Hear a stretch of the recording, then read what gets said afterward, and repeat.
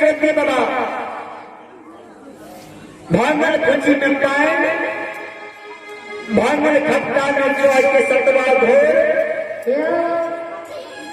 टूटल गजरी घोड़ा घर शहर में ज्योति बाबा काटल गाछ के समान जमीन पर गिर पड़े। विधाता की लिखा के दुनिया में जन्म ले लिए हो विकताल बहिन के दुआर में ये लिए कहीं हमारा नहीं पहचान सकैया।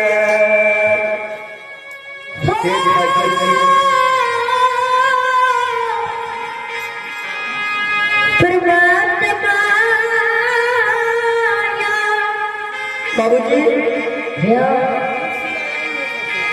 काटल गाछ के समान जमीन पर गिरे छे